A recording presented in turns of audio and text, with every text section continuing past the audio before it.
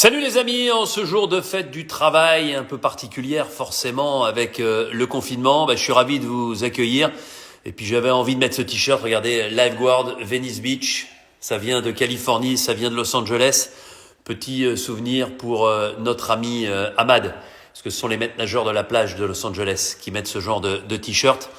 Voilà, petite spéciale dédicace. En tout cas, ravi d'être avec vous. Et puis on est vendredi soir, forcément, c'est un moment particulier parce que tout à l'heure, on se retrouvera à 21h05 pour un épisode complet. C'est-à-dire qu'on ira jusqu'au conseil.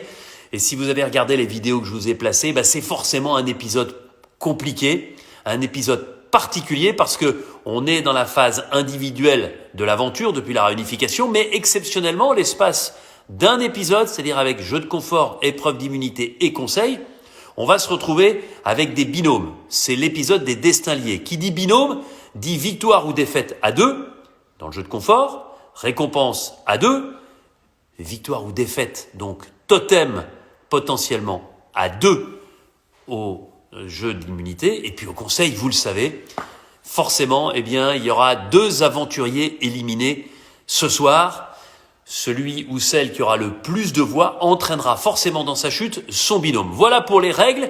Sachez donc que demain soir, j'aurai l'un des deux éliminés comme invité et après-demain soir, dimanche soir, j'aurai le deuxième éliminé de ce soir comme invité. Ne comptez évidemment pas sur moi pour vous dire au moment où on se parle qui seront mes invités. Mais ce que je peux vous dire, c'est que en 19 ans d'existence, Koh-Lanta n'a jamais connu un épilogue comme celui de ce soir. Je ne vous en dis pas plus et je suis ravi d'accueillir ce soir un des champions des épreuves individuelles, un des aventuriers les plus complets, un des aventuriers qui est capable de gagner en équilibre, qui est capable de gagner sur une épreuve statique, qui est capable de gagner dans une épreuve où il faut faire preuve de vitesse et de cohésion. Donc, c'est un aventurier complet à qui il a peut-être manqué un tout petit peu de tact, un tout petit peu, de savoir-vivre avec les autres à un certain moment pour aller beaucoup, beaucoup plus loin. Mais c'est quelqu'un qui marque, quoi qu'il arrive, l'histoire de Koh-Lanta. Maxime, voilà, il doit être là. Il est là, finalement. Il nous attend. Maxime, c'est un sportif. Vous le voyez sur son compte Insta. Il est sans arrêt en train de vous donner des exercices. Puis comme c'est pas assez difficile, il met souvent une espèce de gilet lesté. Salut Maxime. Salut Denis, salut tout le monde. Comment ça va? Très très bien, très très bien. J'ai vu le petit clin d'œil à Ahmad avec ton sweat. J'ai pas mis le gilet, je l'ai pas sur moi. Il est à côté, mais je vais le chercher, mais je l'ai pas mis. Non mais sans blaguer, je te jure.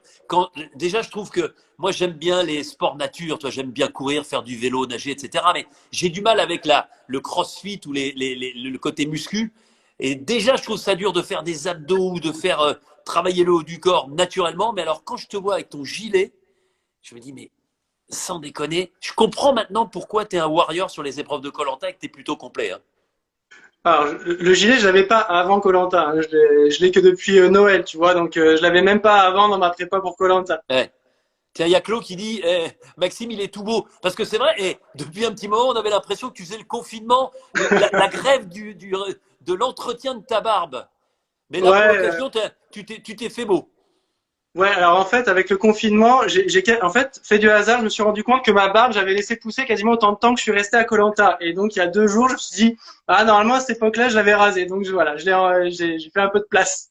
Bon, écoute, en tout cas, on est content d'être avec toi. On se souvient évidemment de ta saison l'année dernière et on va y revenir. Mais d'abord, la tradition, tu sais, du live Instagram, c'est t'es où, avec qui et tu fais quoi Eh pendant ce ben là, confinement?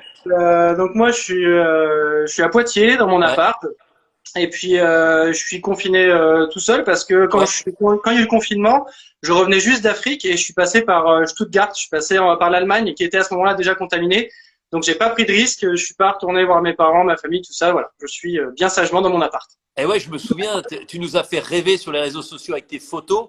Tu étais parti faire un espèce de stage de survie dans le désert namibien. Ça doit Ouais, paraître déjà bien loin. Moi, tu me faisais rêver parce que la Namibie, ça fait des parties des pays que j'ai envie de découvrir et que je ne connais pas encore. C'était le voyage in extremis avant cette période de confinement et avant, forcément, pour chacun d'entre nous, beaucoup plus de difficultés pour voyager dans le futur. Ouais, complètement. Mais de toute façon, la Namibie a fermé sa frontière le lendemain où on a redécollé, donc le Ouais. 14 mars. Et puis voilà. Donc ouais, c'était un voyage. En fait, on a encadré avec un autre Denis. Tu vois, c'était pas toi cette fois, mais c'est un autre Denis. On a encadré un stage de survie où les clients ne savaient pas où ils allaient. Donc nous, on savait qu'on les emmenait en Namibie, mais pas eux. Et après, on a passé 10 jours, voilà, en survie dans le désert namibien. Donc à leur transmettre toutes nos connaissances, Denis et puis moi, au groupe. Donc c'était une belle expérience avant de rentrer. Tiens, puisqu'on parle de voyage, je voudrais voilà saluer un de mes amis qui nous regarde sans doute ce soir, c'est Bertrand Camel. Voilà, j'ai une grosse pensée pour toi ce soir, mon cher Becca. Alors, Maxime, revenons maintenant sur justement avant koh sur ces stages de survie. Ça consiste en quoi un stage de survie que tu encadres? Qui sont les gens qui viennent et qu'est-ce que vous leur apprenez? Qu'est-ce que vous leur faites faire? Est-ce que c'est une sorte de parcours paramilitaire? Non, non, non. Alors, on n'est pas du tout sur du bootcamp, on n'est pas du tout sur un truc surcadré. Là, non, c'est vraiment l'accès aux connaissances qui sont finalement perdues, qu'on avait dans l'héritage de l'espèce humaine, puis qu'on a perdu avec le modernisme. Donc, c'est vraiment un retour à comment trouver de l'eau, comment rendre son eau potable avec les moyens du bord, comment faire du feu avec les moyens du bord, comment se faire un abri. Voilà, ça c'est les 3 premières règles à respecter. Et puis après, voilà, comment vivre en groupe, mine de rien, il y a ça aussi. Ce groupe, c'est des gens qui viennent de tous horizons. Donc, on peut avoir des très jeunes, des plus âgés, Ouais. des cadres, peu importe toute catégorie socio-professionnelle. Et donc, c'est vraiment l'envie d'être capable de savoir faire avec ses 10 doigts et son cerveau, qu'est-ce que je peux réaliser maintenant, par Parce que moi-même, si je devais m'en sortir. c'est con, mais comment tu fais pour rendre de l'eau qui n'est pas potable potable avec les moyens du bord? Parce que moi, je le sais Euh, faire avec des petites pastilles, mais sans pastilles, ouais. tu fais comment? Alors, en fait, dans la survie, déjà, l'idée, je vous dirais, à tout le monde, le mieux, bon, c'est de pas tomber en situation de survie. Donc, c'est toujours avoir un briquet sur soi, toujours avoir un couteau sur soi, et toujours avoir au moins 1 litre d'eau. Même quand on va se promener en forêt, Ouais. on part pour une balade d'1 heure, voilà, on sait jamais ce qui peut se passer. Voilà, au moins, on a toujours un minimum. Et si on n'a pas tout ça, bah après, pour l'eau, il va falloir trouver l'eau, il va falloir, on pouvait la filtrer avec un t-shirt. Donc, on va déjà enlever des particules solides qui sont dedans, et puis après, on fait du feu, on fait bouillir l'eau. Voilà, ne serait-ce que par ébullition et filtration, déjà, on a déjà bien purifié son eau, par exemple. Et dis-moi, on va parler de koh maintenant, mais c'est pas ton foulard bleu que je vois juste derrière là, ton oreille droite là? Si, Eh si, si, si! le foulard Icalou, le bracelet, hop, le bracelet de chef qui est juste là, et Ouais. puis trois petits messages de bouteille. On est un Ah, les peu comme, messages qui annoncent les jeux. on est un petit peu tous comme Théoura, on a tous un petit mausolée chez nous quand on fait koh après. C'est Claude qui va faire marquer ça parce que je n'avais pas encore vu effectivement. Pourtant, la couleur bleu flashy, ça attire l'œil évidemment. Alors cette aventure, c'est une aventure particulière parce que ça s'appelait la guerre des chefs et ça portait bien son nom puisque chaque tribu, et il y en avait 3, était dirigée par un chef. Les chefs étant les 3 qui avaient réussi les meilleures performances sur la première épreuve. Et quelle épreuve? Pour la Les première fois poteaux. de l'histoire de koh les poteaux. Gagné par Béatrice, qui sera mon invitée très bientôt. Il y a Émilie qui avait terminé deuxième et toi troisième. Béatrice, chef des jaunes, Émilie, chef des rouges et toi, chef des bleus. Et ce qui est étonnant, c'est que il y a 3 profils très différents. Béatrice, elle n'est pas spécialement chef, mais ça ne la dérange pas plus que ça. Émilie, elle, pour elle, c'est un cadeau empoisonné, elle n'a pas envie d'être chef. Et toi, à l'inverse, et tu le dis avec beaucoup de franchise, tu assumes et tu as envie d'endosser le rôle avec la responsabilité qu'incombe une telle fonction. Ouais, c'est vrai que quand tu donnes les bracelets à Émilie et Béatrice, je veux pas encore croire qu'il y a 3 équipes trop, tu vois, je suis pas encore trop sûr de ça. Puis je me dis, bon, bah, en fait, si, je vais être chef. Donc, et je m'étais dit, mais pour une fois, je vais pas être guide. Je vais pas être en train de guider un groupe. Je vais pas être en train de guider une expédition comme j'ai pu faire avant. Voilà, je vais essayer de faire mon aventure comme tout aventurier. Et puis là, Ouais. bracelet, chef. Donc, bah, je me suis dit, bon, bah, tant pis, moi qui voulais faire profil bas, et, bah, c'est pas grave, je Mais dois endosser la franchement, responsabilité. Maxime, dis-nous la vérité. Dans ta position, justement, de leader d'équipe, dans ce que tu fais, dans ton rôle de guide, c'est compliqué pour toi de faire profil bas. T'aimes bien parce que tu as les connaissances, t'aimes bien faire savoir, t'aimes bien transmettre ce que tu connais. Donc, ce poste, j'ai l'impression, de chef, il t'allait comme un gant au départ. Ouais, c'est vrai que ça m'a pas. En fait, ce que j'avais peur, c'est que ça me mette trop en avant, que je sois Ouais. une cible un peu trop évidente pour la suite. Bon, ce qui a été Ouais. le cas. Mais Ouais, mais mais ça n'a ouais, pas non, été le cas tout de suite. Et non, dès non, le ça n'a pas été le départ, cas au tout de suite. Ouais. contraire. Parce que dès le départ, au contraire, tu fais le guide. C'est-à-dire, le Ouais. guide, un guide, c'est pas quelqu'un qui s'impose. Un guide, c'est quelqu'un qui montre, c'est quelqu'un qui facilite les choses pour les autres. Et franchement, le début de la tribu bleue, c'est juste que du bonheur. Mais et puis c'est ce que j'avais à cœur de faire en fait, c'est ce que j'avais dit à l'équipe dès le début. J'avais des connaissances que, alors Brice en avait quelques-unes aussi, donc c'est vrai qu'on essayait d'amener beaucoup sur la survie parce que c'est ce qui rassurait beaucoup le groupe. Brice, il Euh, avait la connaissance pour attraper les lézards. ouais, Et puis maintenant, il a une deuxième connaissance qui est absolument formidable, c'est la coupe de la moustache. ouais, il Ça, nous a fait c'est une coupe maintenant, il est Astérix devenu là qui était, barbier. Il ouais, est il nous a devenu fait barbier, l'ami Brice. il est magnifique. Ouais. Mais oui, c'est vrai que moi après, oui, c'était naturel. Et puis j'avais cette envie de faciliter un petit peu la vie sur l'île à mon équipe parce que c'est compliqué hein, quand on. Moi, je suis habitué à ce milieu-là. Ouais. Je l'aime ce milieu-là. C'est pour ça que c'était tellement difficile d'en partir à la fin. Mais voilà, je me suis dit voilà, si je peux faciliter la vie à mon équipe, si je peux leur enlever la pression de Ouais. la survie, eh ben, on va être plus performant, on va être plus concentré sur les épreuves et du coup, cette équipe-là, elle va vivre plus longtemps. Donc, On c'était reçoit des messages. Rassurez-vous, on va lui poser la question du tir à l'arc tout à l'heure avec Cindy. Mais d'ailleurs, ouais, Cindy, je voudrais en parler au départ parce que toi, tu as les connaissances et puis dans ton équipe, tu as des gens qui arrivent mais qui sont vierges de tout par rapport à ça. Cindy, c'est la bonne petite citadine, la bordelaise. Elle vient pour se lancer un défi, pour se tester, pour aller le plus loin possible. Mais à ce moment-là, sur le campement, elle est bien contente d'avoir tes propres connaissances. ouais, je pense que les connaissances au début, voilà, ça rassure tout le monde. On arrive vraiment dans une situation où c'est hyper inconfortable. Il y a des bruits nouveaux, il y a où est-ce qu'on va avoir, qu'est-ce qu'on va manger, comment on va dormir, voilà, donc c'est vraiment beaucoup d'inquiétudes. Et je pense que au fur et à mesure, tout le monde a pris en confiance en soi. Donc c'est ça aussi qui était valorisant pour moi en tant que chef, c'était de voir que chacun commençait à être à l'aise aussi sur son aventure. Et oui, on a fait des petits cours, on a fait des tutos, utiliser sa machette correctement. Je me rappelle d'Alizéa, Cindy aussi, qui demandait, qui voulait apprendre et tout. Donc c'est vraiment une belle partie, un beau début d'aventure, ouais, complètement. Ah, c'était en tout cas rigolo. Il y a Fred du Nord, Frédéric, qui dit non, surtout pas la moustache, Brice. C'est vrai que c'est pas toujours une très grande réussite. Néanmoins, je pense que sa moustache, c'est encore mieux quand même que ses chemises. Mais là, hein, le confinement, malheureusement, il est vraiment, vraiment confiné, l'ami Brice. Alors, il y a un autre élément qui est important, et toi, tu le vis des deux côtés pendant la période en équipe, c'est que pour la première fois dans l'histoire de koh des membres des équipes adverses assistent au conseil. Ouais, C'est-à-dire que quand l'équipe jaune est au conseil, le chef rouge et le chef bleu assistent pour rendre compte ensuite de ce qui s'est passé, de ce qui s'est dit, évidemment annoncer qui a été éliminé, aux autres équipiers de sa couleur. Ça, c'est quelque chose qui change. Et toi, tout de suite, eh ben, tu te retrouves dans cette position qui est à la fois intéressante, à la fois stratégique, mais aussi, c'est un peu en quelque sorte une position où on se retrouve un peu en porte-à-faux. ouais, c'est pas évident en fait. Moi je dis toujours j'ai vécu trois aventures. En fait, j'ai vécu une aventure comme chef. Il y a eu un passage où il a fallu que je réfléchisse à une aventure d'ambassadeur. Je suis devenu ambassadeur pour une tribu blanche et après je suis devenu un aventurier unique. Quand je dis unique, c'est seul. Hein, après, Ouais. on était les uns contre les autres.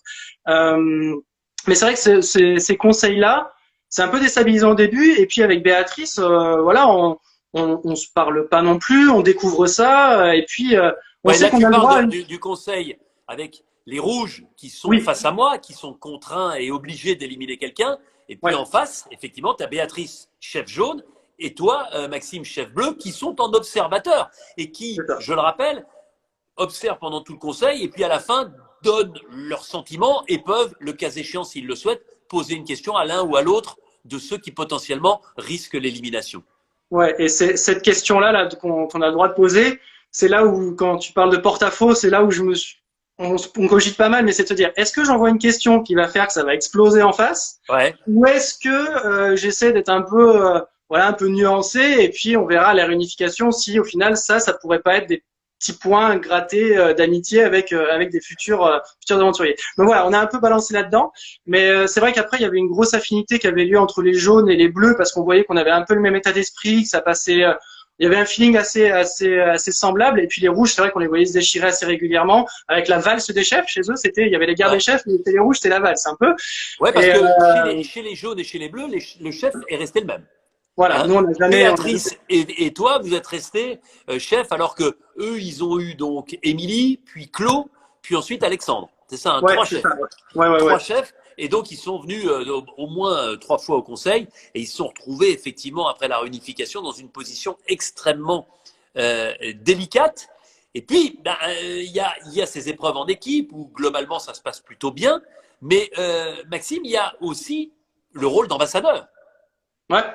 Parce que là, les chefs ont vraiment une position stratégique en équipe, mais sur ce passage très compliqué entre les équipes et l'individuel.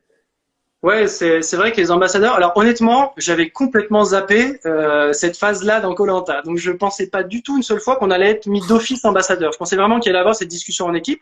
Donc quand on part, quand le bateau vient me chercher sur l'île et puis que je vois le bateau jaune et le bateau rouge d'Alexandre et de Béatrice plus tard, je me dis on va faire une épreuve. C'est encore une guerre des chefs. On va encore faire une épreuve en 1 contre 1 et il y a un chef qui va disparaître. Et en fait, je pensais plus que une équipe allait être amalgamée à une autre ou complètement dissoute, tu vois. Je pensais pas aux ambassadeurs. Et après, c'est vrai, voilà, on a cette discussion qui est très très longue. Les téléspectateurs en voient une petite partie, mais c'est très long. Je sais pas combien de temps on a discuté là-bas.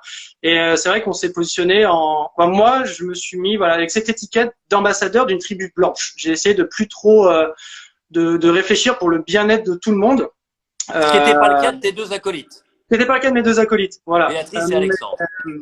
Ouais, bah Alexandre après c'est complètement compréhensible et puis il voulait aller à la boule noire absolument, donc le discours était complètement verrouillé avec lui. Tu t'es fait avoir là un peu quand même. Ouais, mais alors moi je suis nul au poker, je suis nul en négociation, donc c'était vraiment pas mon domaine. Mais c'est marrant parce que là je vais te dire, je t'interromps, là tu m'as surpris parce que tu avais la rhétorique.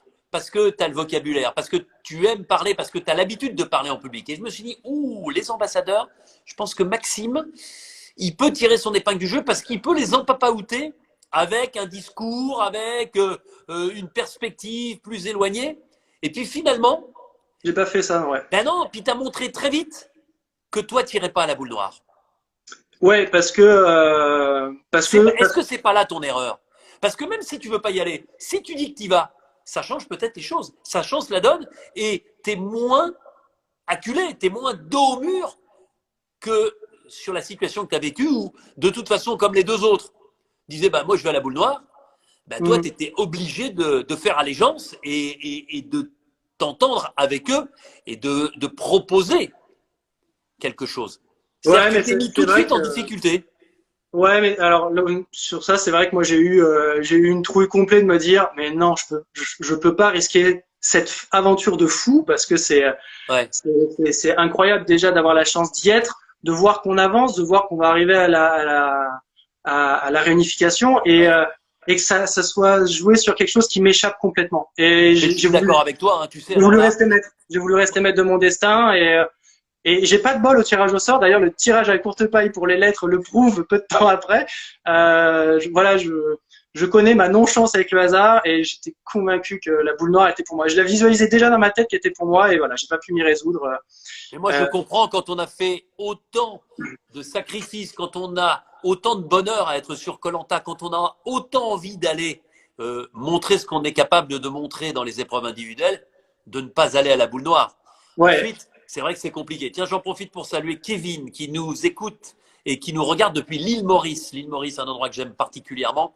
Ouais. Et il me dit, il y a plein de belles îles. Mais c'est vrai qu'on peut-être qu'un jour, on organisera koh à l'île Maurice, même si c'est un peu trop touristique pour nous. Néanmoins, sache, cher Kevin, que j'ai rencontré pas mal de ministres, pas mal d'autorités sur place et qu'on est allé regarder un petit peu. Pour l'instant, c'est compliqué, mais on n'a pas totalement baissé pavillon et peut-être qu'un jour, on ira là-bas. En tout cas, moi, j'y vais très régulièrement. C'est une île merveilleuse. C'est un endroit où l'accueil est absolument exceptionnel. J'y étais peu de temps avant le confinement et j'en ai encore plein de souvenirs, plein la tête. J'y vais assez souvent et pour travailler et pour le plaisir. Voilà, parenthèse refermée. Avec Maud et puis Laurent, tu y étais il y a pas si longtemps. Avec qui?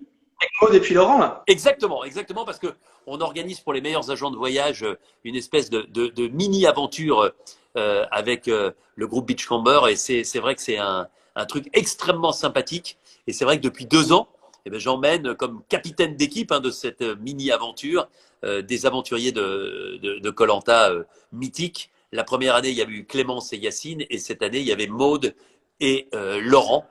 Voilà, on n'a pas encore décidé pour l'année prochaine. D'ailleurs, on ne sait pas bien comment tout ça va se passer avec les difficultés qu'on connaît. J'avais d'ailleurs quelqu'un de l'île Maurice hier par message, et le confinement est très strict aussi là-bas, et forcément, ils vivent que du tourisme et tout est fermé, donc c'est très très compliqué pour eux là-bas. Bref, parenthèse refermée, revenons à nos moutons et aux ambassadeurs. Et là, eh ben, tu lâches quelqu'un.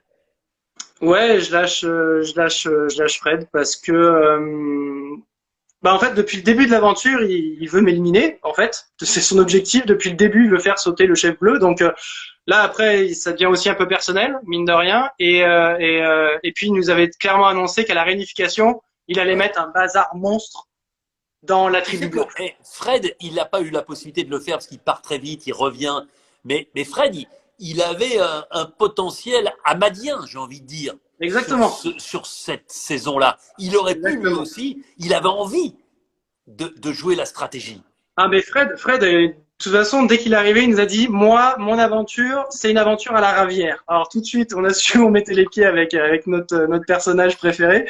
Et voilà, donc c'est vrai que après, on était sur deux types d'aventures complètement différentes. Comme tu le dis, tu le répètes souvent, koh c'est une aventure, c'est un jeu d'aventure et de stratégie. Bien Fred sûr. était à 2 millions de pourcents dans la stratégie. Et moi, je suis à 2 millions de pourcents dans le côté plus aventure et épreuve. Et du coup, il y avait cette espèce de dichotomie complète qui faisait que je me voyais pas risquer ma vie à la boule noire pour que Fred aille faire la stratégie et que moi je puisse pas disputer un parcours du combat. Il n'aurait sûrement pas, il aurait peut-être pas disputé, qu'il aurait de manière stratégique aurait trouvé une alliance qui lui aurait fait qu'il aurait pu s'économiser dessus. Voilà. Donc c'était mon envie de participer aux épreuves qui fait que voilà, Fred. Tu sais que c'est drôle parce que Fred, alors moi il me fait marrer parce qu'il pose des questions, il lance limite des sondages sur les réseaux sociaux, mais surtout c'est une bible de koh. Oui, oui, c'est C'est une une bible. bible de koh. Bah, il Donc y a Sam le qui mec me il dit a maintenant. réfléchi à tout, il a analysé tous les personnages et il s'est dit je vais essayer d'être un mélange d'un peu tous ceux qui me plaisent. Et c'est vrai que moi je pense qu'il est passé un peu à côté parce qu'il rêvait de, comme tu le dis, de faire un peu sauter la marmite et de C'est ça. pouvoir organiser une stratégie et mettre en place une équipe, quoi. Mais là, tu lui as coupé l'herbe sur le pied Ouais. et tu l'élimines aux ambassadeurs, qui est encore une fois vraiment Je le souhaite à personne. la plus Ouais, compliquée des exactement. éliminations. Ouais, ouais, c'est une épreuve. Quoi, c'est pas perçu vraiment comme une épreuve. Quoi, je me rappelle moi en tant que téléspectateur, je voyais pas ça comme une épreuve. Et en fait, c'est la pire. Je pense que c'est la. Ouais. Pour moi, c'est la pire que j'ai eu à vivre là-bas. Autant souffrir avec des disques ou sur des épreuves X ou Y de statique, de force, de vitesse, de quoi que ce soit, ça va. Mais alors ça, quand on vient dans la réflexion de devoir choisir entre une personne et une autre de cette façon-là, je trouve ça extrêmement éprouvant moralement. Alors c'est marrant, Cindy dit, vous étiez dans la même équipe, elle t'écoute et elle dit, il aurait dû s'imposer face à Béa. Parce que clairement, Alexandre, lui, il savait qu'il était cuit, il n'était plus que 3 avec Cyril et Maude, il pouvait pas mettre un rouge, c'était autrement, là, c'était la Bérésina la plus totale. Qu'est-ce que Mhm. tu réponds à Cindy par rapport à ça? Parce que c'est vrai qu'à un moment, c'est là que ça pouvait se jouer.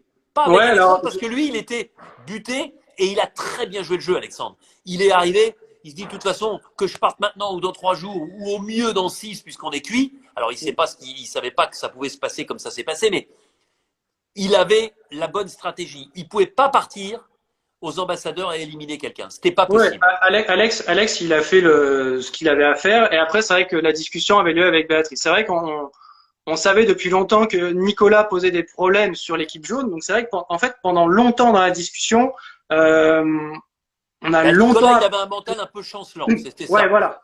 Et donc, j'ai vraiment appuyé longtemps sur Nicolas. Et Béa, il y a eu des moments où elle était pas trop sûre. Et puis finalement, elle a décidé que non, elle lâcherait pas de jaune, et ainsi de suite. Et voilà, à un moment, Ouais, tu puis reviens elle, au elle dit, pouvoir hein, elle, elle pour dit, je arrêter. sais pas si elle y serait allée complètement, mais elle dit quand même, j'irai à la boule noire.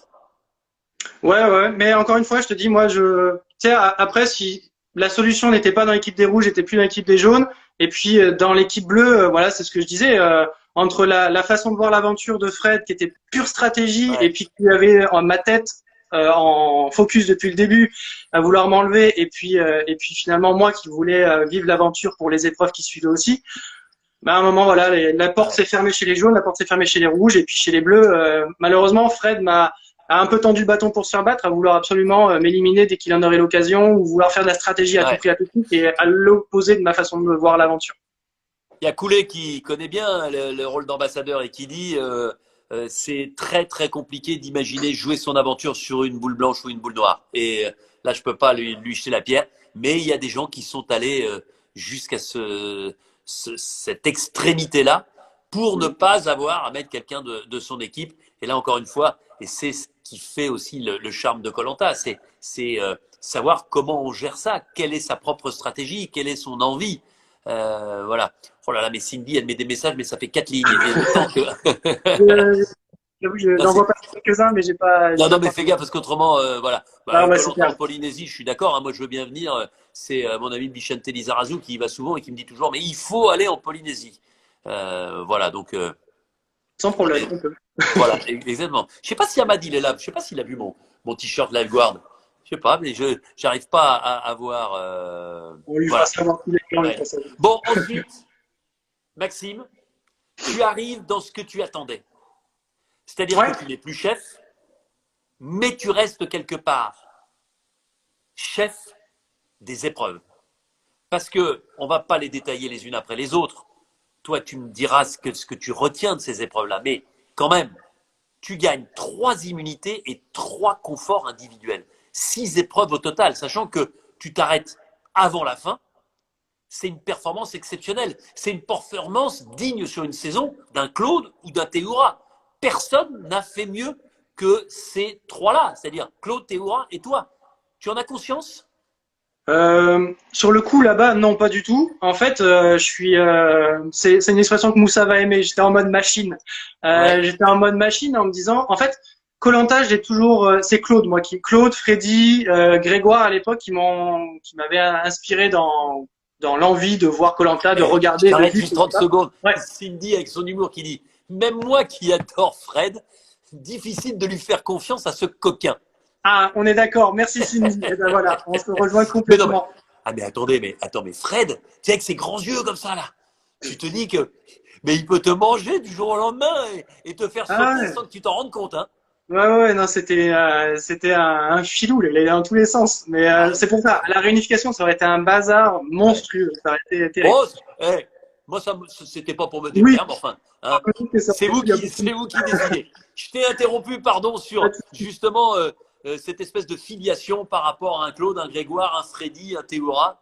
Ouais, et en fait, pour moi, koh ça a toujours, quoi, le principe des épreuves, c'est le confort te permet d'être en meilleure forme, on va dire, que les autres, donc doit te permettre de gagner l'immunité, qui te permet de rester. Donc, si tu es resté, derrière, faut regagner le confort pour être en meilleure forme, pour gagner l'immunité, et ainsi de suite.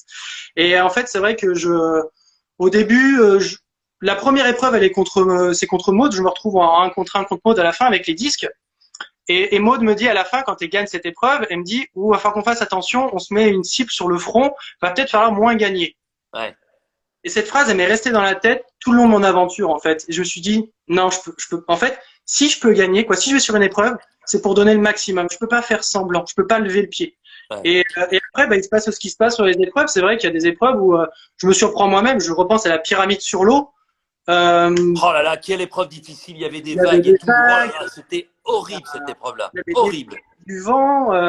En plus, voilà, on sait pas du tout qui va pouvoir s'en sortir. Sophie qui fait du kitesurf, je me dis bon bah c'est plié. Sophie, elle va avoir l'épreuve sans problème. Et puis en fait, voilà, je me retrouve sur cette pyramide et puis plouf, plouf, plouf, plouf, plouf, ça tombe tout autour de moi. Puis on regarde, puis on fait bah mince, en fait, on est plus que 3. Bon je donne le maximum quoi. Et donc on essaie de sentir les vagues, on contracte les abdos quand il faut, et puis voilà. Puis en fait, Je pense que tu étais mieux aussi en termes de concentration. ouais, alors la concentration, ça je l'ai découvert, c'est grâce à la toute première épreuve des poteaux. En fait, sur les poteaux, j'évade complètement mon esprit et je chante dans ma tête. Très faux, il me manque beaucoup de paroles, mais Ouais. j'ai trouvé une chanson dans ma tête, c'est une chanson de MC Solar qui était Solar Pleur et dure 5 minutes. Donc je me la passe en boucle dans ma tête et je fixe mon regard. Et en fait, ce qui a marché sur les poteaux, je le réapplique sur toutes les autres épreuves. Donc, je chante du MC Solar et du IAM. C'est pour ça que je fais une fameuse référence à la fin, non pas à Sartre, mais à IAM sur l'enfer, c'est les autres, parce que j'ai chanté du IAM aussi et j'ai pas récité huis clos de Sartre.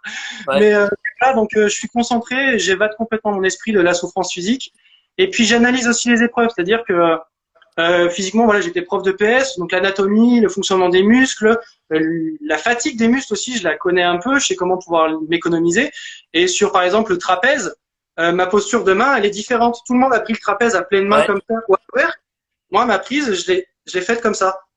Ce qui fait qu'en fait, dans mon dos, j'ai une main vers le haut en pronation, une en supination, et j'alterne. Ce qui fait qu'en fait, je fatigue beaucoup moins et qui fait que je peux tenir plus longtemps sur des épreuves.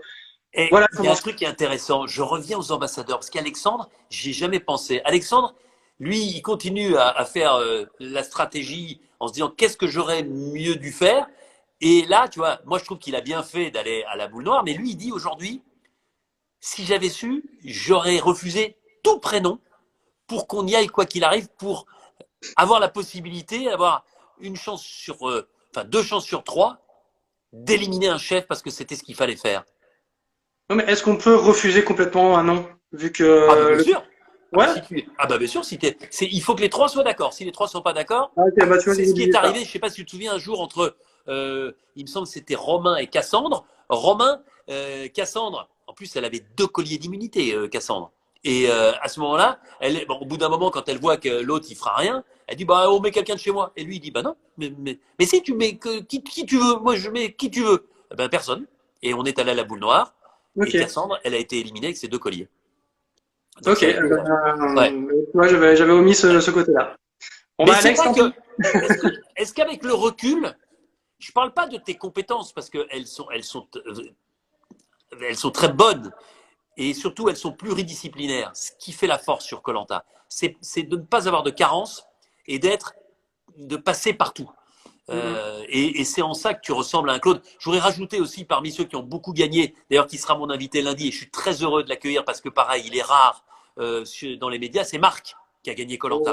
Voilà, très grand aventurier, très fort aussi sur les épreuves, pas mauvais en stratégie, très bon en survie. Enfin, le garçon complet. Mais est-ce que tu ne penses pas que parfois ton côté, bah, je suis fort, je suis désolé, je gagne, ça a pu agacer. Je parle même pas de la force qui était la tienne, mais Ouais. ce petit côté qui pouvait faire penser que tu avais une petite supériorité, même dans la façon de le dire ou de le vivre. Bah en fait, c'est que alors ça a pu être perçu comme ça, mais la vraie réalité, c'est que j'avais le totem. Alors tu me remets le totem où tu dis que je gagne, et à côté j'entendais.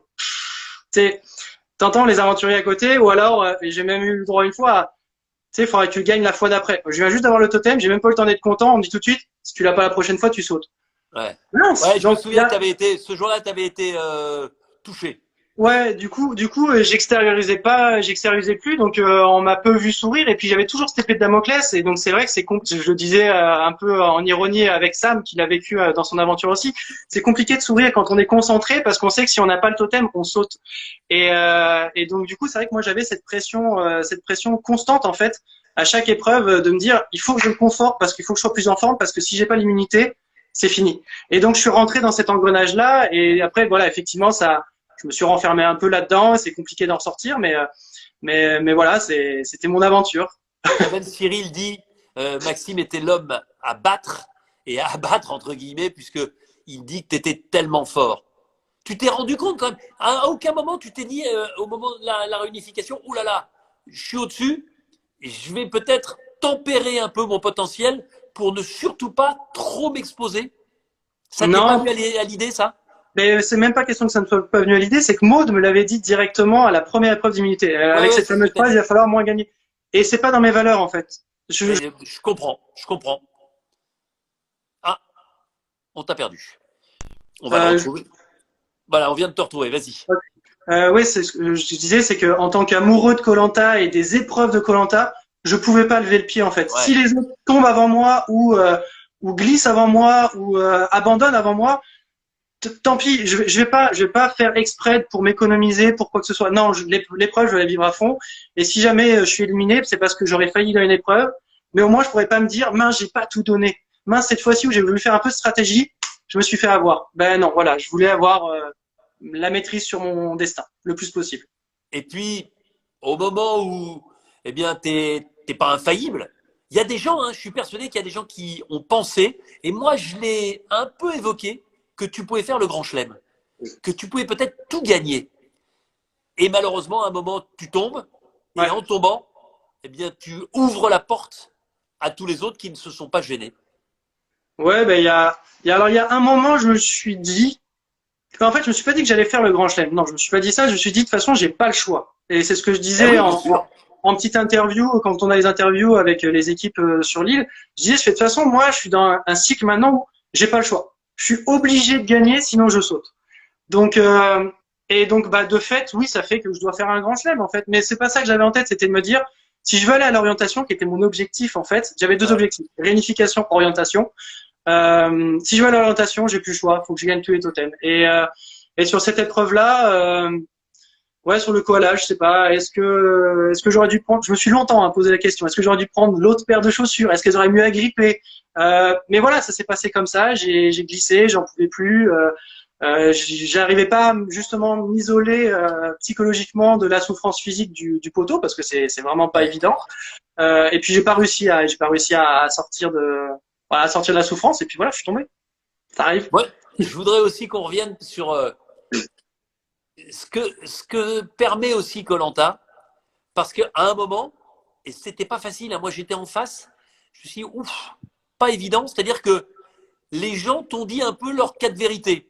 Alors c'est toujours plus facile d'être du côté de ceux qui disent les choses que de le recevoir, mais j'ai l'impression que, bon, tu l'as pris en pleine gueule, mais que ça t'a fait réfléchir et que ce qu'ils t'ont dit, ce qu'elles t'ont dit, ça t'a permis aussi, dans l'aventure, mais je suis sûr après, d'avancer, de prendre conscience de certains points de ton caractère et de ta personnalité qu'il fallait peut-être faire un petit peu évoluer. Bon, c'est la psychologie de comptoir, tout Ouais, ouais, ça, non, mais, mais complètement, mais quand même, complètement. je me souviens de ton regard et je me souviens de ce que tu avais dit, parce que tu es quelqu'un d'intelligent, et je crois que tu les as écoutés et tu les as entendus. Ouais, en fait, c'est vrai que j'étais assez renfermé. J'étais tellement concentré sur les responsabilités que j'avais endossées en tant que chef. Je m'étais vraiment pris ces responsabilités-là à vraiment très très à cœur de faciliter la vie des aventuriers en termes de survie. Ouais, et puis Et les après, gens te trouvaient un peu professoral, un peu. Ben, toi, tu avais ta casquette encore de guide et tu leur disais globalement ce qu'il fallait faire et à quel endroit et à quel moment. ouais, alors et puis en fait c'est ça, c'est là où ce conseil a été hyper intéressant, c'est que eux, en fait, c'est toujours de la supposition. Et dans la supposition, on arrive à beaucoup d'erreurs. Mais tu vois, donc dans la supposition, eux, c'était, ouais, ils nous rabâchent des infos et tout. Moi, dans mon idée, c'était bon, bah ils veulent pas l'entendre ou alors ils s'en foutent. Mais c'était vraiment, bien, tu te donnes ça. Si tu sais pas, ça me fait plaisir de te donner cette information-là, ou de te donner ce savoir-là. C'était vraiment cet échange-là. Et en fait, quand il y a eu ce conseil-là, on a crevé l'abcès en fait, en se disant, écoute Max, parfois les réponses, elles sont trop longues. Bon, parce que je suis passionné par le truc que je Ouais. dis, voilà. Mais au-delà de ça, c'est moi, ça m'a permis de m'enlever une pression. Ça m'a permis de me dire, ok, maintenant. J'ai plus besoin d'apporter ça. Chacun est devenu un aventurier. Chacun se sent à l'aise dans la survie et sur l'île. Et tant mieux en fait. Et du coup, ça veut dire que je peux ne plus être que juste un aventurier. C'est pour ça que je disais que j'ai été chef, j'ai été ambassadeur et je suis enfin devenu un aventurier à part entière pour moi. Et ça m'a fait du bien. Et ce conseil-là, je me suis dit voilà, je peux enlever cette pression-là, j'ai Ouais. plus besoin de cette responsabilité-là et je peux vivre mon aventure peut-être plus sereinement. Et puis ça s'est vu après, même dans la relation avec tout le monde. Bon, ils avaient quand Est-ce, même à cœur de m'enlever, de est-ce- m'éliminer comme ils pourraient. Ah non, mais c'est vrai que l'ambiance a été beaucoup plus apaisée après, mais ça n'a pas duré longtemps parce que bah, dès que tu as perdu, ils en ont profité. C'est Euh, ça. est-ce que, objectivement, tu as le potentiel d'un gagnant de koh? Ouais. Oui, parce que en fait, il y a le côté stratégique. J'ai un peu effleuré et que j'ai vraiment pas trop axé dessus. Après, sur le côté des épreuves, oui, pour moi, j'ai le profil d'un gagnant. Si jamais je pouvais y retourner, j'ai T'aurais appris envie? beaucoup. T'aurais envie de revenir? Ouais, bien sûr, bien sûr, De bien toute sûr, façon, bien sûr. qui n'aurait pas envie de revenir? Je pense que tu vois, il y a une petite phase quand même après koh où tu dis, oh, j'ai tellement souffert, c'est tellement dur physiquement, moralement, mentalement, ça que les gens comprennent bien, parce qu'on nous dit, ouais, vous mangez, machin truc. Ouais. Non, c'est une souffrance. C'est vraiment difficile. Ah ben c'est clair.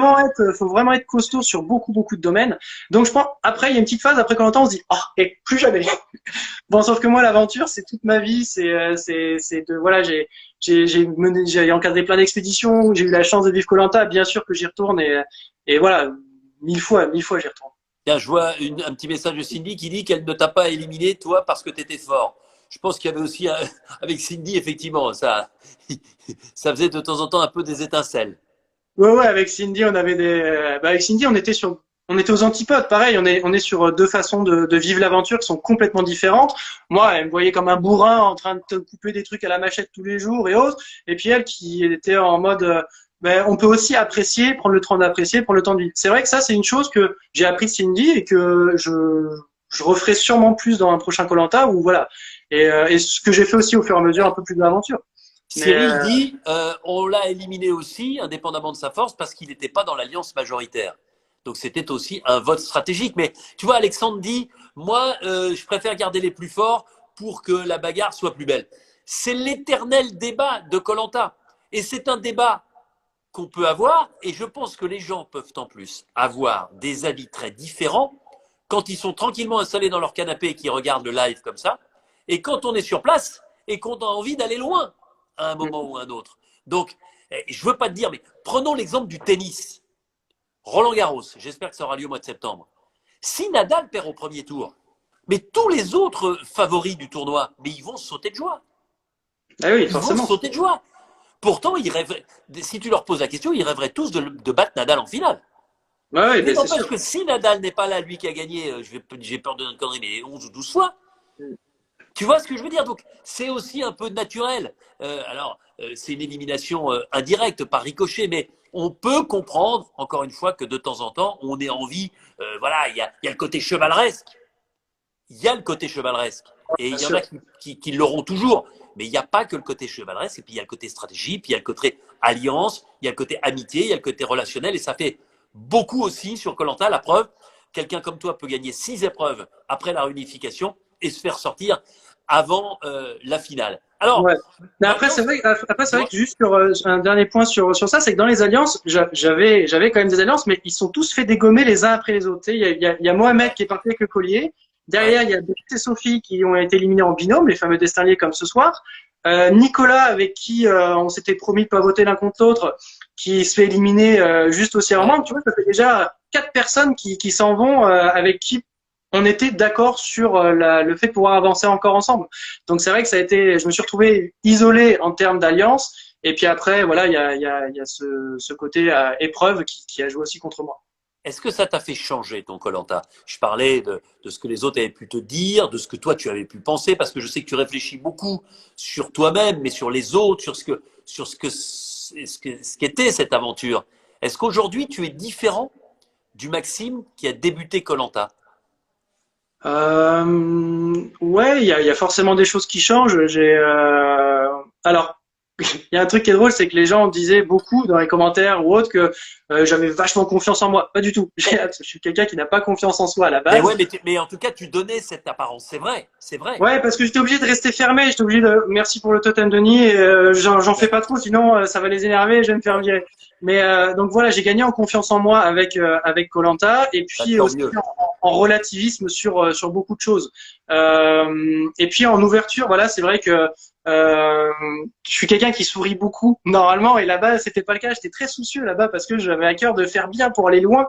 Et en fait, ça c'est une partie de moi, ce côté social que j'ai pas beaucoup mis là-bas, que je me suis pas beaucoup investi là-bas dans le social, alors que c'est voilà, j'adore discuter avec les gens, j'adore échanger, apprendre et autres, et voilà. Donc c'est des choses Mais voilà qui me sont revenues et qu'il faut que je me réapplique au c'est quotidien. d'ailleurs ce que disent tous les gens qui t'ont connu dans l'aventure. Et après, ils expliquent très clairement que tu n'es pas le même en dehors Ouais, que celui que tu étais sur koh. Bon, bah ça, c'était ton aventure. On a bien compris que s'il y avait un jour un retour des héros, tu étais volontaire. On l'enregistre, je le note, la liste est longue. ouais, Euh, je crois que la liste est très très longue. Ouais. Revenons sur l'île des héros, sur cette année. Ouais. L'épisode, on vous le rappelle, ce soir, les destins liés, ça va être chaud, je vous le dis, avec un conseil comme on n'en a jamais vu. Bref, soyez avec nous à 21h05. Mais d'abord, qu'est-ce que tu as pensé du début de l'aventure et de ce dosage entre des anciens qui ont brillé et ces nouveaux qui rêvent de devenir des héros? Alors en fait, c'est très bizarre, mais j'aurais aimé vivre cette aventure et j'aurais détesté la vivre en même temps. Parce que je trouvais, j'aurais été un peu comme Sam, tu vois, j'aurais eu les grands yeux en voyant Claude, T, Jess, Sarah et Moussa arriver, tu vois. Et en même temps, je me dis que bah tu te dis mince, comment je vais me faire ma place face à ces monstres? Ben Comment? regarde Sam, il est Ouais, c'est devenu, ça. malgré son élimination, la superstar de cette Ouais, année pour complètement, l'instant. complètement. Complètement. Mais voilà, ça aurait été mon premier ressenti, tu vois. Après, par contre, voilà, le fait d'amener des héros avec des nouveaux, je trouve que voilà, c'était inédit. Ça lance le jeu tout de suite. Ouais. Dès le début, en fait, on peut se dire qu'est-ce qui va être les stratégies mises en place. Est-ce que les héros vont rester ensemble et essayer d'éliminer? Est-ce qu'ils vont être tout de suite une cible? Comment ça va être distillé? Donc voilà, il y avait quand même déjà une bonne matière, un bon scénario, une bonne histoire pour tout ça. Qui retiens-tu parmi les nouveaux? Parmi les nouveaux, Sam forcément parce que je vois un gros parallèle de son aventure avec la mienne Ouais. sur Pour certains toi, aspects. Sam, c'est un Maxime Junior parce que vous n'avez pas le même âge non plus. Ouais, c'est pas gentil ça. Bah, Oui, non, c'est vrai, c'est vrai. Oui, complètement. Il y a des aspects où sur le côté survie, le côté épreuve ou le côté force mentale et concentration qui sont très très similaires. Après. Le côté relationnel, par contre, je me mettrais différent de Sam. J'étais quand même plus souriant. Après, voilà, c'est comme on le voit dans l'aventure. Mais voilà, je dirais que j'ai un côté social un peu plus avancé que Sam. Mais voilà, il a tout le temps de progresser. Et qui me surprend d'épisode en épisode et que je trouve vraiment génial, c'est Nawal. Peut-être encore parce que après, moi, je suis vendu au côté sport. Plutôt, désolé Ahmad, hein, mais je vais préférer un personnage comme Nawal, voilà, qui est très sportif, qui a un état d'esprit hyper clair, qui est hyper avenante et bienveillante aussi. Et voilà, la bienveillance, c'était un mot qui était très récurrent chez les Ikalou, chez ma tribu bleue, et que Nawal, voilà, porte bien sur cette aventure-là. bon, et Ahmad alors, même si effectivement, dans les épreuves, il aurait pu faire koh 58 ans, il n'en aurait pas gagné une contre toi, mais globalement, son jeu, sa capacité à durer, à rester jusqu'après la réunification, avec un début d'aventure très très compliqué et cet abandon sur la première immunité pour son équipe. Ouais. Euh, L'abandon sur l'immunité, honnêtement, ça peut arriver. Et puis, il y a une difficulté sur une épreuve. Nous, on l'avait eu sur la nôtre avec des tonneaux. Là, je me rappelle une épreuve, on était quatre sur des tonneaux à faire passer une planche. Ah Ça a là été là, une catastrophe complète chez nous. Et derrière, voilà, on avait su en discuter et puis remettre les choses à plat et pas s'en tenir rigueur. Et voilà. Mais ouais, Ahmad, il était en porte-à-faux au début. C'était une cible évidente et facile pour son équipe s'ils avaient voulu s'en débarrasser à ce moment-là. Donc ouais, il y a une longévité d'Ahmad qui est il a bien joué quoi. ouais. J'aurais détesté, pareil, le personnage. Je suis convaincu qu'il est adorable dans la vie de tous les jours et puis j'ai hâte de le rencontrer. Je te Mais confirme. voilà dans la personnalité de jeu. Hein, je parle vraiment dans la fonction c'est un Fred en fait. C'est un Fred, c'est un Javier qui sont là pour tirer des ficelles, pour avancer ses pions en faisant travailler les autres. Et voilà, il a fait ça avec doigté et perfection le plus Est-ce que longtemps qu'il tu a. pourrais dire que c'est aussi quelque part une Cindy qui a été une vraie stratège? Alors en étant sans doute dans la façon de faire, dans la façon de le dire et dans l'humour employé, euh, un peu plus, le terme fine, c'est pas ce que je voulais dire, mais en tout cas un peu moins brut, Ah un bah peu moins brut de décoffrage. un mat, c'est stratégie avec des gros sabots parce que en fait c'est vite dévoilé, c'est vite annoncé, c'est vite découvert et ça fonctionne quand même. Donc c'est ça qui est quand même assez fabuleux pour lui qu'il ait pu avancer aussi loin alors que elles ont été inventées quand même assez rapidement ces stratégies et il a quand même réussi voilà et c'était ouais c'est Cindy c'était plus de finesse, beaucoup Ouais. plus de finesse. Et parmi les héros, Alors, bah, les héros, moi je suis bluffé par Jessica parce que On n'entend pas beaucoup parler sur le camp, mais elle fait son petit chemin, quoi. Elle gagne un combattant, elle récupère le collier dans la dernière épreuve. Jess, franchement, chapeau. Et puis bon, après, moi, je suis fan. Koh-Lanta, Claude Théoura, Moussa, voilà, c'est trois monstres sacrés de Koh-Lanta. Et voilà, comme je disais, Claude Théoura, c'est des gars qui m'ont inspiré pour m'inscrire. Donc, je suis toujours ravi de les voir d'épreuve en épreuve. Qui est, selon toi, le meilleur aventurier de l'histoire de koh en termes de survie? Puisque ça, c'est ton domaine de prédilection. Toi, t'aimes ça. Wow, en termes de survie, wow, c'est compliqué. Je dirais, en fait, je vais revenir très très loin, mais je vais revenir sur Grégoire, en Grégoire, fait. Grégoire, en fait, parce qu'il a posé les bases de la survie à koh je trouve, moi, pour c'est moi. vrai, tu as raison. Grégoire était exemplaire sur ça, et puis dans Tu sais sa ce que vie. dit Claude? Tu sais ce que dit Claude? Et il sait de quoi il parle. Il dit euh, Maxime, il a toutes les qualités et le gabarit pour koh il lui manque le vice. Ouais, bah écoute Claude, j'irai travailler avec toi pour avoir un peu plus de vis. Mais voilà, après sur la survie, ouais, Grégoire m'avait marqué. Il y a Marc, mais il y en a plein sur la survie, c'est compliqué. Théoura, après, il est exceptionnel. Et Yacine. Ouais, non, tu vois, je vais revenir. Je vais dire Yacine. Yacine sur la survie, sur la vie de camp, c'est incroyable tout ce qu'il a pu faire aussi. Ouais. Non, mais bah, tu Oh, il y a cites des... des aventuriers qui sont cités ouais, c'est quasiment en permanence.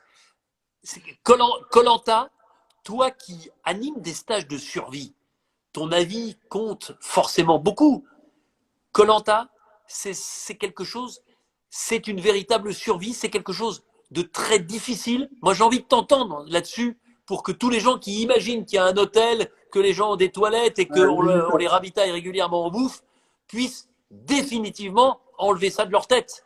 koh ouais, c'est de la survie pure et dure. alors koh en fait, il y a une double survie parce que et c'est là où c'est encore plus difficile, je trouve, c'est que il y a une survie alimentaire, il y a une survie de confort. Ok, on est vraiment sur la base Ouais. de la pyramide de Maslow, là, les premiers besoins à satisfaire, nourrir, sécurité du dodo, et puis manger et, euh, et avoir un peu de feu. Et après, il y a une deuxième survie dans koh c'est les autres. Mm. Il faut survivre aux autres. Alors que quand on est dans une vraie situation de survie, en groupe, tout le monde est là pour s'entraider. Et c'est là où on va essayer de sortir le potentiel de chacun pour avancer tous ensemble. Et koh il faut un seul à la fin. Donc c'est encore plus dur. Il faut survivre physiquement. Toi, tes Et on stages ne de survie, mange c'est pas. plutôt la partie avant la réunification. C'est ça, ouais, parce que nous, dans le stage de survie, on va être beaucoup aussi sur la psychologie de groupe, la psychologie individuelle, l'intégration des uns et des autres, être capable de faire émerger ses forces, ses compétences, et puis les combiner avec les autres pour avancer tous ensemble. Il y a vraiment cette synergie de groupe qui est recherchée, alors que quand on arrive après réunification, il en faut plus qu'un, donc c'est compliqué. Mais par contre, sur le terme survie, nourriture, confort ou autre, je vous garantis, certifie, venez en stage de survie avec moi, vous allez vivre la même chose qu'on vit à koh. Confort, zéro. Vous mangerez ce qu'on trouve. Et on mange là-bas ce qu'on trouve. Avec Brice, on a passé tellement de temps à chasser des geckos, on a mangé des araignées. Moi, pendant les interviews, quand je voyais un petit crabe blanc passer, j'attrapais le crabe de plage pour le manger devant le caméraman parce qu'il n'y a que ça à manger. Donc, moi, j'ai estimé, en gros, 40 grammes.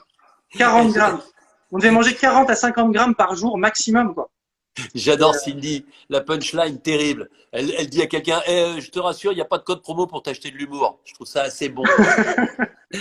Comme quoi, elle n'a pas perdu son sens de l'humour et puis son sens de l'attaque par le côté. Ça me fait rire d'entendre ça. En tout cas, c'est vrai que c'est quelque chose d'impressionnant que de t'entendre, toi, spécialiste de la survie, dire ça sur koh qui est une aventure merveilleuse, encore une fois. Et quand je te vois, toi, malgré la frustration de ton départ, je m'en souviens, hein, tu as eu du mal à l'accepter, ce qui est normal parce que tu avais tellement d'espoir d'aller au bout, dire mais c'est un truc de dingue et j'ai envie d'y retourner, tu peux pas t'imaginer ce que ça me fait plaisir.